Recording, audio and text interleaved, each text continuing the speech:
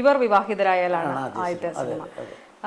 എങ്ങനെയായിരുന്നു ആ ഒരു കഥ തന്തു തിരഞ്ഞെടുക്കാനുണ്ടായിരുന്നത്? ഞങ്ങൾ അന്ന് നിരന്തരം സീരിയലായിരുന്നു, ഇഷ്ടംപോലെ സീരിയൽ എഴുതിക്കൊണ്ടിരിക്കുകയായിരുന്നു. അന്ന് ഈ മഹാത്മാഗാന്ധി കോളനിയിൽ വിജിത്തമ്പിയുടെ അസോസിയേറ്റ് ആയിരുന്നു സജി സുരേന്ദ്രൻ. അതൊരു പയ്യനായിരുന്നു. നിങ്ങളൊരു സജി പൂജപ്പുര, കൃഷ്ണ പൂജപ്പുര ഒരു കൂട്ടുകെട്ട്, അതുപോലെ തന്നെ ക്യാമറ അനിൽ. അതെ, ഇവരെല്ലാം അവിടെ ഉണ്ടായിരുന്നു. വിജിത്തമ്പിയുടെ അസോസിയേറ്റ് സജി സുരേന്ദ്രനായിരുന്നു. സജിയുടെ താഴെയായിരുന്നു മനോജ് പാലോടൻ എന്ന് പറഞ്ഞ ഇപ്പോഴത്തെ സംവിധായകൻ, ഇത് താഴ്ന്ന പോലീസൊക്കെ സംവിധാനം ചെയ്തത്. അൻസാർ ഖാൻ എന്ന് പറഞ്ഞ ആൾ ഉണ്ടായിരുന്നു, ലക്ഷ്യമൊക്കെ ചെയ്ത അൻസാർ ഖാൻ. അങ്ങനെ ഒരു ടീമായിരുന്നു. അനിൽ നായർ ക്യാമറ. അവിടെ വെച്ച് ഞങ്ങൾ 23 വർഷങ്ങൾക്ക് മുമ്പ് പരിചയപ്പെടുന്നു. ആ സീരിയൽ കഴിയുന്നു. സജി മറ്റ് ചില സീരിയലുകളുമായിട്ട് സജി യാത്ര തുടരുന്നു. ഞാൻ ഇന്ദുമുഖി ചന്ദ്രമതി, മാന്യമഹാജനങ്ങളെ, കൂട്ടുകുടുംബം എന്ന് പറഞ്ഞ് ഞാൻ രാധാകൃഷ്ണൻ മംഗലത്ത് എന്ന് പറഞ്ഞ സംവിധാനമായിട്ട് കുറേ ചെയ്യുന്നു. ഇതിനിടയിൽ ഞങ്ങൾ വീണ്ടും എന്നാലും നിരന്തരം വിളിക്കും. അമ്മയ്ക്ക എന്ന് പറഞ്ഞ ഒരു സീരിയലിൽ സജി ഞാൻ ഒരുമിക്കുന്നു വീണ്ടും. സജി ഡയറക്ഷൻ, ഞാൻ എഴുത്ത്, അനിൽ നായർ ക്യാമറ, മനോജ് പാലോടൻ അസോസിയേറ്റ്. അങ്ങനെ ഒരു ദിവസം ഒരു ബ്രേക്കിൽ സജി പറഞ്ഞു, ചേട്ടാ നമ്മൾ എല്ലാവരും ഒരുപാട് സീരിയൽ ചെയ്തു, നമുക്കൊരു സിനിമ ചെയ്യണ്ടേ, നമുക്ക് അങ്ങനെയാണെങ്കിൽ ഈ സീരിയൽ കഴിഞ്ഞിട്ട് ഒരു ബ്രേക്ക് എടുക്കാം, ഒരു സിനിമ ചെയ്ത് നോക്കാം എന്ന് പറയുന്നു. എല്ലാവർക്കും സമ്മതമാവുന്നു, അനിൽ നായറിനൊക്കെ സമ്മതമാവുന്നു. ആ സീരിയൽ തീർന്നു. പറഞ്ഞതുപോലെ തന്നെ 2 ദിവസത്തെ റെസ്റ്റ്. മെഗാ സീരിയലിൻ്റെ ആ ഒരു കാര്യമുള്ള നിരന്തരം അങ്ങനെ എഴുതിക്കൊണ്ടേയിരിക്കുക. അത് കഴിഞ്ഞുള്ളൊരു റെസ്റ്റ് അപൂർവമാണ്. ഇത് കഴിഞ്ഞ് 2 ദിവസം പൂർണ്ണമായിട്ട് റെസ്റ്റ് എടുത്തു. നേരെ അത് കഴിഞ്ഞ് വർക്കല ഇവിടെ ഒരു സജിയുടെ മാമന് ഒരു ചെറിയ റിസോർട്ടുണ്ടായിരുന്നു, ചെറിയ ഒരു നല്ല റിസോർട്ട്. പുള്ളി ഞങ്ങൾക്ക് ഫ്രീ ആയിട്ട് തന്നു. ഞങ്ങളെല്ലാവരും കൂടെ ചെന്ന് അവിടെ ഇരുന്ന് ഒരു കഥ രൂപപ്പെടുത്തി സിനിമയ്ക്ക് വേണ്ടി. ആദ്യം ചിന്തിച്ചത് പ്രായമായ ഒരാൾ വിവാഹം ചെയ്താൽ എങ്ങനെ ഇരിക്കും, പിന്നെയാണ് അതിനെ തിരിച്ചിട്ട് വളരെ ചെറുപ്പത്തിൽ ഒരാൾ വിവാഹം ചെയ്തത്. അപ്പോൾ അതിൻ്റെ ബാക്കി സംഗതികളൊക്കെ അവിടെ ഇരുന്ന് ഒരാഴ്ച കൊണ്ട് ഇതാക്കി. ഇനി ഒരു പ്രൊഡ്യൂസർ വേണം. അപ്പോൾ ഇതുമായിട്ട് ബന്ധപ്പെട്ടൊരു കാര്യത്തിന് വേണ്ടി ചെന്നൈയിൽ ഞാൻ സജിയും കൂടെ പോകുന്നു 2008 കാലഘട്ടത്തിൽ. ചെന്നൈയിലൊരു പ്രൊഡ്യൂസറല്ല, മറ്റൊരു കാര്യത്തിന് വേണ്ടി പോകുന്നു. പോയിട്ട് തിരിച്ചു വരുമ്പോൾ രാത്രി 8 മണിക്കാണ് ഇങ്ങോട്ടുള്ള ട്രെയിൻ. അപ്പം 3 മണിയായിട്ടുള്ളൂ.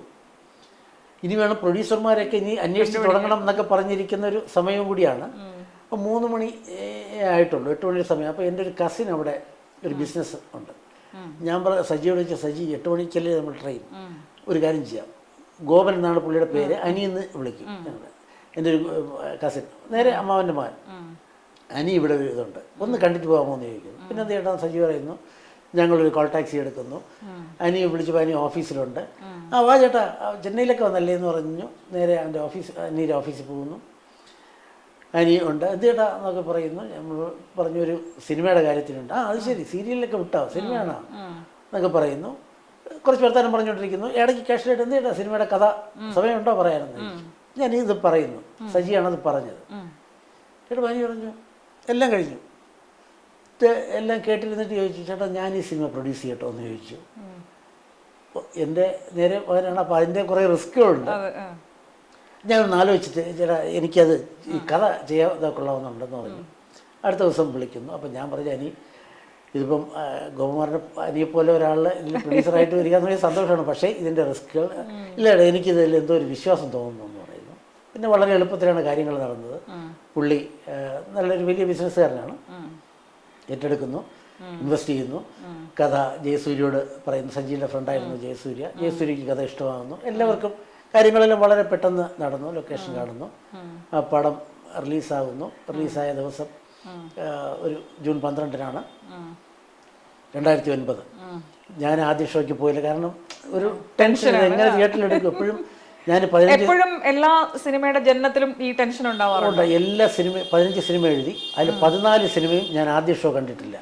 ഒരു സിനിമയാണ് ആദ്യ ഷോ കാണുന്നത്, ഫസ്റ്റ് ഷോ. അതിനെക്കുറിച്ച് ഞാൻ പറയാം. അപ്പോൾ ഇത് പോയിരുന്നു.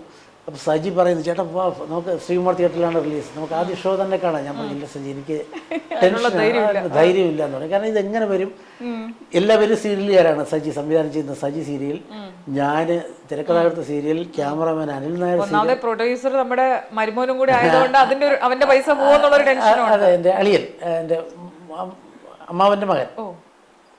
ഒരു 10:30 മണിക്ക് സജി ശ്രീകുമാർ ചെല്ലുന്നു. ഞാൻ സജി ഇങ്ങനെ ആൾക്കാർ വല്ലതും ഉണ്ടോ എന്ന് ചോദിക്കുന്നു. ചേട്ടാ കുറച്ച് ആൾക്കാരുണ്ടെന്ന് പറയുന്നു. ഒരു 4-5 പേര്. ഒരു 10:50 ആയപ്പോൾ വീണ്ടും വിളിക്കും, ചേട്ടാ അത് ക്യൂ വളരെ ലോങ് ക്യൂ ആയി. 11 മണി 11:10 ആയപ്പോൾ ചേട്ടാ ഹൗസ്ഫുൾ ബോർഡ് തൂങ്ങി എന്ന് പറയുന്നു. പടം ഫസ്റ്റ് ഷോ കഴിഞ്ഞു, നല്ല റിപ്പോർട്ടായിരുന്നു. അത് വളരെ നല്ല, അത് അന്ന് വളരെ നന്നായിട്ട് ഓടിയ സിനിമയാണ്, നന്നായിട്ട് ഓടി.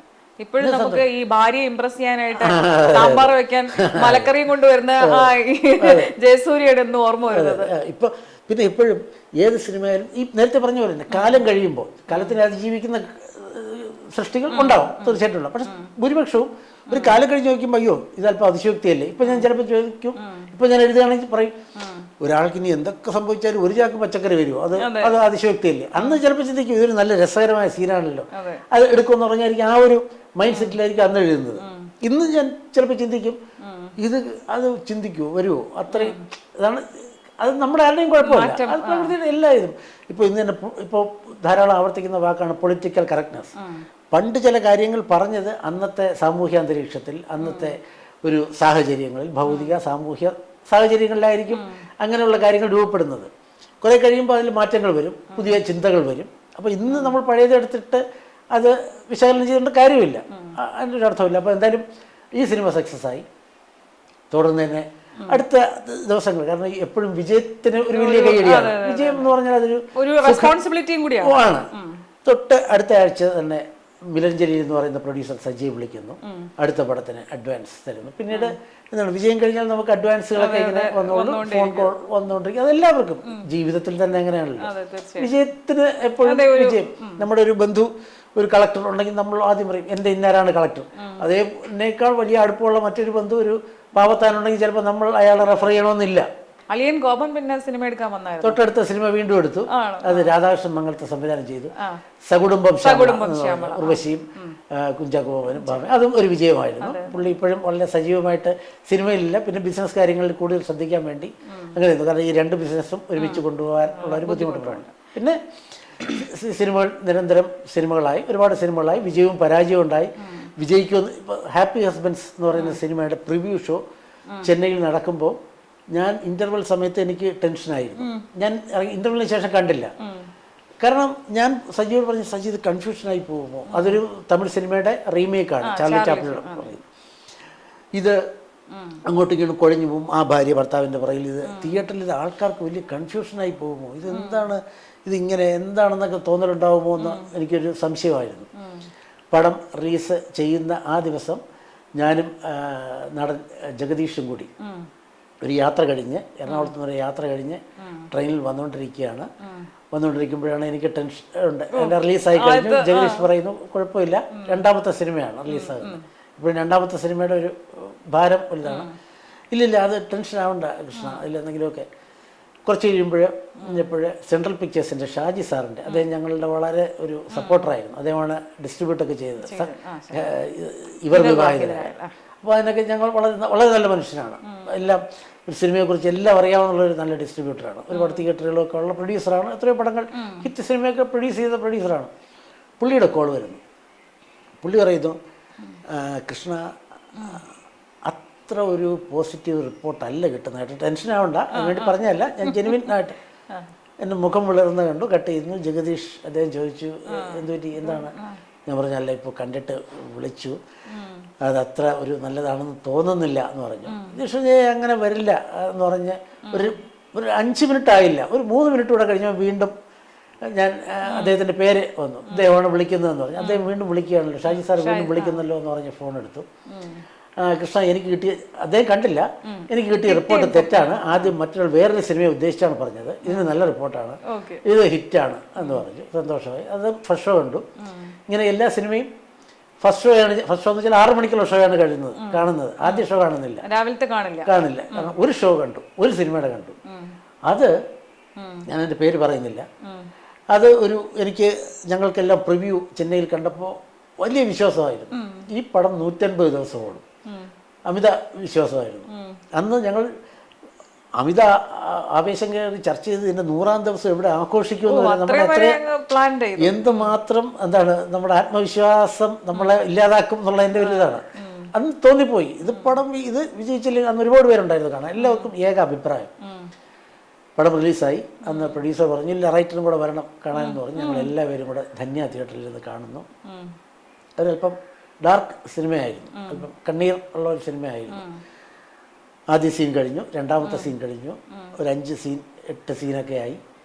തിയേറ്ററിൽ ചലനമേ ഇല്ല. ഒരു 10 സീനൊക്കെ ആയപ്പം ആദ്യത്തെ ഒരു നെഗറ്റീവ് റെസ്പോൺസ് ഒരിടത്തുനിന്ന് വന്നു. കൂവൽ ഒരിടത്തുനിന്ന്. അത് കേട്ടപ്പോൾ ഈ നെഞ്ചിൽ നിന്നൊരു തണുപ്പ് ഇങ്ങനെ, കാരണം കെട്ടിക്കൊണ്ടുവന്ന ഒരു ചീട്ട് കൊട്ടാരമാണ്. ഒറ്റ വെള്ളിയാഴ്ച ഉച്ചയ്ക്ക് നമുക്ക് അതിൻ്റെ റിസൾട്ട് കിട്ടും. ഇപ്പോൾ സീരിയലാണെങ്കിൽ നമുക്ക് ഇമ്പ്രൂവ് ചെയ്യാൻ ഒരുപാട് സമയം കിട്ടും. അല്ലെങ്കിൽ അടുത്ത ഷെഡ്യൂളിൽ മാറ്റം വരുത്താം, വേറെ ട്രാക്കുകൾ മാറ്റാം. ആദ്യത്തെ ഇത് കാണുന്ന ഒരു തണുപ്പ് വ്യാപരിച്ചത് എനിക്ക് ഇപ്പോഴും നന്നായിട്ടറിയാം. കാരണം ആദ്യത്തെ ഒരു സിനിമ വിജയിച്ചാൽ കിട്ടുന്ന കയ്യടി, ആദ്യത്തെ കയ്യടി ഡയറക്ടർക്കും റൈറ്റർക്കുമാണ്. അതുപോലെ തന്നെ കുരിശിലേറുന്നതും ഡയറക്ടറും റൈറ്ററുമാണ്. അത് കയറി വരുന്നു. ഇൻ്റർവ്യൂവിന് ഞാൻ അനങ്ങിയിട്ടില്ല. ഇൻ്റർവ്യൂവിന് ശേഷം കുറച്ചായപ്പോഴും എനിക്കൊരു ഫോൺ വന്നതായിട്ട് ഞാൻ കൃത്രിമമായിട്ട് അഭിനയിച്ച് ഹലോ എന്ന് വിളിച്ച് ഞാൻ പുറത്തേക്ക് പോയി. കാർ പാർക്കിൻ്റെ അവിടെ നിന്ന് കുറച്ച് കഴിഞ്ഞപ്പോൾ തീർന്ന് സജി വന്നു. ഞാൻ പറഞ്ഞു സജി അത് കൈവിട്ട് പോയി. അപ്പോൾ സജി പറഞ്ഞില്ല ചേട്ടാ ചിലപ്പോൾ നമുക്ക് നോക്കാമെന്ന് പറഞ്ഞു. ഞങ്ങളിങ്ങനെ ടെൻഷൻ അടിക്കുന്നു. പ്രൊഡ്യൂസറെ കോൾ വരും, നിങ്ങളെവിടെ ഭക്ഷണം കഴിക്കേണ്ടതെന്ന് പറയുന്നു. ഞങ്ങൾ ഭക്ഷണം കഴിക്കാൻ വേണ്ടി ചെല്ലുന്നു. പ്രൊഡ്യൂസർ പറഞ്ഞ് എന്താണ്, പുള്ളി വളരെ വലിയ പടങ്ങളൊക്കെ ചെയ്ത വലിയ പ്രൊഡ്യൂസറാണ്, നല്ല പ്രൊഡ്യൂസറാണ്. അപ്പോൾ പറഞ്ഞാൽ അത് സിനിമയല്ലേ, അതൊക്കെ കയറി വരും, അതൊന്നും വേണ്ട, ഭക്ഷണം കഴിക്കാമെന്ന് പറഞ്ഞു. പുള്ളി അത്രയും വളരെ പോസിറ്റീവ് എടുത്തു. ആ പടം അന്ന് തിയേറ്ററിൽ പരാജയമായി പോയി. പക്ഷേ ഇപ്പോൾ യൂട്യൂബിലും പിന്നീട് ഇങ്ങോട്ട് ഭയങ്കര റിവ്യൂ ആണ് ആ സിനിമയ്ക്ക് വരുന്നത്. അന്ന് അത്ര വേണ്ടത്ര വിജയിച്ചില്ല. അതെ, അതായിരുന്നു സിനിമ, 4 ഫ്രണ്ട്സ് ആയിരുന്നു. അന്ന് ഞങ്ങളതിന് വലിയ പ്രതീക്ഷ ഉണ്ടായിരുന്നു. പക്ഷേ ഇപ്പോൾ യൂട്യൂബിൽ അത് കണ്ടിട്ട് നല്ല റിവ്യൂസ് വരുന്നുണ്ട്. അത് കഴിഞ്ഞിട്ട് പിന്നെ ജനപ്രിയൻ എന്ന് പറഞ്ഞാൽ അതിന് തിയേറ്ററിലും നല്ല റിവ്യൂവും കിട്ടി, തിയേറ്ററിലും വിജയമായി. പിന്നെ ഒരു സിനിമ ചിലത് വിജയിക്കുകയും ചിലത് പരാജയപ്പെടുകയൊക്കെ ചെയ്തത്. എപ്പോഴും എനിക്ക് തോന്നുന്നത് ഞാൻ ഈ സകുടുംബം ശ്യാമള കണ്ടപ്പോഴേ അത് ഉർവശിക്ക് വേണ്ടി മാത്രം എഴുതിയ ഒരു കഥയായിട്ട് എനിക്ക് തോന്നി. അങ്ങനെ തന്നെയാണ്, എനിക്ക് ആ സംശയം ചോദിക്കണം എന്നുണ്ടായിരുന്നു. പറഞ്ഞുകൊണ്ട് വന്നത് എനിക്ക് തോന്നുന്നത് സിനിമയെ സംബന്ധിച്ച് തിയേറ്ററിൽ മാത്രമേ അത് കിട്ടുള്ളൂ. അതിൻ്റെ ബാക്കി ഒരു ജഡ്ജ്മെൻറ്റും മുൻവിധി ഒന്നും നടക്കില്ല. കാരണം എത്രയോ വലിയ താരങ്ങളുടെ പടങ്ങൾ, എത്രയോ വലിയ പ്രതീക്ഷയുടെ പടങ്ങൾ, അത് ഓൺലൈൻ തയ്യാറാക്കുമ്പോഴും അതിൻ്റെ സീൻ തയ്യാറാക്കുമ്പോഴും ഒക്കെ എല്ലാവർക്കും പ്രതീക്ഷയായിരിക്കും. വായിച്ച് കേൾക്കുമ്പോഴും എല്ലാവരും ഓക്കെ ആയിരിക്കും. ആരും മോശമെന്ന് പറഞ്ഞ് ചെയ്യില്ലല്ലോ. അത് തിയേറ്ററിൽ വരുമ്പോഴായിരിക്കും. തിയേറ്ററിൽ ഒരു 300 ആൾക്കാരാണ് തിയേറ്ററെങ്കിൽ അവർ 300 മാനസികാവസ്ഥയിലാണ് വന്നേക്കുന്നത്. ഒരാളൊരു വലിയ കാശുകാരനായിരിക്കും, തൊട്ടടുത്ത ഒരു പാവപ്പെട്ട തൊഴിലാളി, വീട്ടിൽ തല്ലുകൂടിയിട്ട് വന്നേക്കുന്ന ഒരാൾ. പലവരുടെയും മനസ്സ് 2.5 മണിക്കൂർ ഒരു പ്രത്യേക സംഗതിയിലേക്ക് എത്തിച്ചേരുക എന്നുള്ളതാണ്. അതിലെന്തെങ്കിലും ഒരു മാജിക് ഉണ്ടായാലേ പറ്റുള്ളൂ. അത് നമുക്ക് അവിടെ അറിയാൻ പറ്റുള്ളൂ എന്നാണ് എൻ്റെ ഒരു തോന്നൽ, എൻ്റെ ഒരു ജഡ്ജ്മെൻറ്റിൽ. പല സിനിമകളും ഞാൻ പ്രേം നസീർ ഫാനായിരുന്നു. പെൻഫ എന്ന് പറഞ്ഞ ഇവിടെ പൂജപ്പുര ഒരു അസോസിയേഷൻ ഉണ്ടായിരുന്നു, പ്രേം നസീർ ഫാൻസ് അസോസിയേഷൻ. എനിക്ക് വലിയ ഇഷ്ടമാണ് ഇപ്പോഴും അദ്ദേഹം തന്നെ.